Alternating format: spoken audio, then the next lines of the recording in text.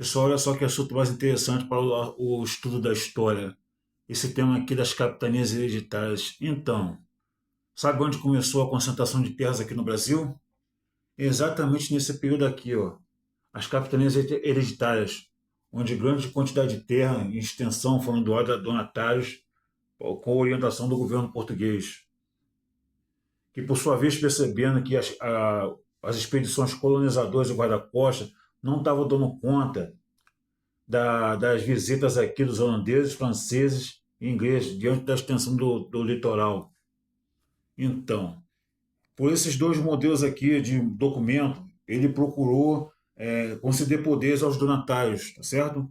Então, a carta de doação pela qual o governo oficializava a concessão e atribuía poderes ao donatário, e o foral, que ficavam os direitos, foros, atributos e coisas que deviam ser pagos ao rei e ao capitão donatário. O donatário tinha o direito de posse e de usufruto da terra, em caráter vitalício e hereditário, mas não era proprietário da mesma. Cabia a ele ocupar e defender e administrar a capitania com os próprios recursos. Tinha ainda o poder de cobrar impostos, mas o controle da parte de arrecadação retornava à metrópole e era feito por funcionários nomeados pelo próprio rei de Portugal. Beleza? Outra observação sobre esse assunto aqui das capitanias hereditárias. Foi aqui que começou a concentração de terras que conhecemos hoje. Beleza? Então, já ouviram falar do negócio do agronegócio? Só que o agronegócio é mais a oeste, né? Depois do tratado de... Esqueci o nome do tratado. Tratado de Madrid de 1750. Antes disso foram para lá os bandeirantes, foram expandindo o território a oeste. Depois veio o Tratado de Madrid. Aí, o que aconteceu depois disso? Lá mais para o oeste, hoje nós temos o quê? O agronegócio. O agronegócio. Só um comentário interessante sobre esse período aqui, até hoje. Nós somos a continuidade desse processo histórico, pessoal. Nós somos continuidade desse processo histórico. O que você olha para o Congresso Nacional quando você vê hoje lá? É o Centrão, o famoso Centrão. Então, o Centrão é o sucessor disso aqui. O Centrão é o sucessor disso aqui. Uma grande concentração de terras, né? Beleza? Então, está desvinculado o raciocínio, mas tudo bem. Com a grande concentração de terras aqui colocada, esses caras viraram proprietários de terra, beleza? Onde depois vieram os coronéis, o coronelismo político. E hoje nós temos o quem? O Centrão, que é descendente disso aqui, como dito anteriormente. Né? As grandes concentrações de terra. Retornando aqui a esse assunto. Três características principais do sistema de capitanias hereditárias: a descentralização administrativa, a participação decisiva para a propriedade privada e o esforço da colonização e transferência a particulares dos poderes que, em Portugal, é exercido do rei. Essas três características aqui, aliás. Bom, o que possibilitou o fracasso das capitanias hereditárias? Três observações principais. Estou fazendo um barulho aqui porque estou lendo, tá? Bom, escassez de capital necessário para o investimento, uma vez que é o capital era somente privado. Depois passou para o público, mas isso foi muito depois, beleza? Incapacidade de algum donatário de atrair colonos. Incapacidade de donatário de atrair colonos. E, mais por final aqui, em alguns casos, a hostilidade de grupos indígenas da própria capitania. Então, pessoal, é isso. A grande concentração de terras começou aqui, beleza? Onde está a elite econômica hoje, certo? Muito interessante você ver o resultado desse processo histórico hoje, uma vez que nós somos atores da história.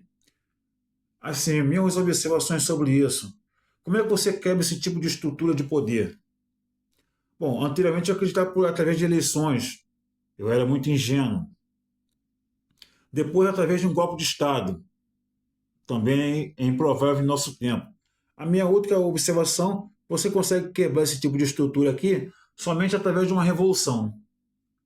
Porque revolução você entende o quê? Você ir na raiz do problema, você radicalizar. entendeu? Então a concentração fundiária no Brasil ela começou aqui.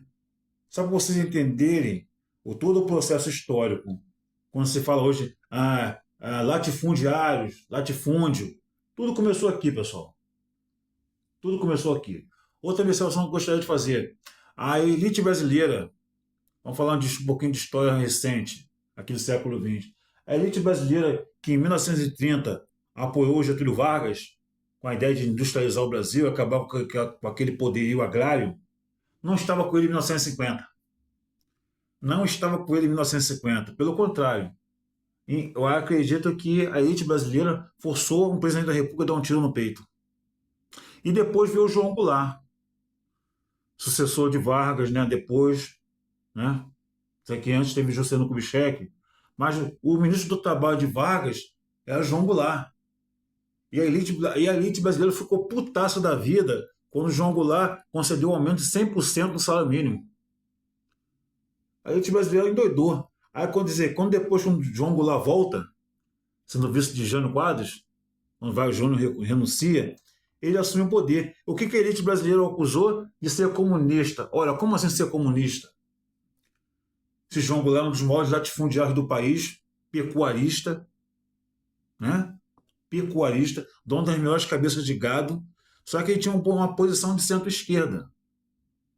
Só isso. Só isso. Só vocês verem o reflexo da concentração de terras. E começou aqui nesse período das capitanias hereditárias. Assim, me perdoa um pouco o desabafo, porque eu acho que eu me alonguei um pouco no assunto, né? Bom, mas é isso aí, pessoal. Quando alguém te perguntar quando é que começou a concentração de terras aqui no Brasil, começou aqui, nas capitanias hereditárias, no governo português de Dom João III, ali por volta de 1554.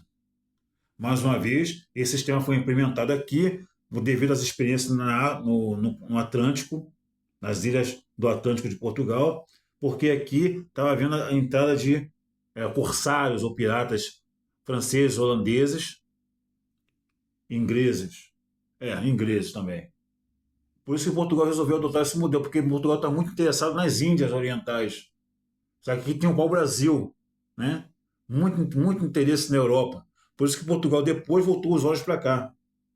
Beleza? Bom, pessoal, por enquanto é só, tá? Desculpe o desabafo da compreensão histórica. Mais uma vez, nós somos atores da história. Nós somos atores da história. Isso aqui é todo um processo que começou lá atrás, lá nas capitanias hereditárias. E hoje nós temos um MST. Né? Você vê como é que a história é interessante por causa disso. Hoje nós temos um MST, que é daqui, vai quebrar, fazer reforma agrária. Beleza? É isso aí, muito obrigado, tá bom? Se puder se inscrever nesse canal e deixe seu like. Me alonguei muito no vídeo. Bom, mas tudo bem. É isso aí, pessoal. Valeu, tá?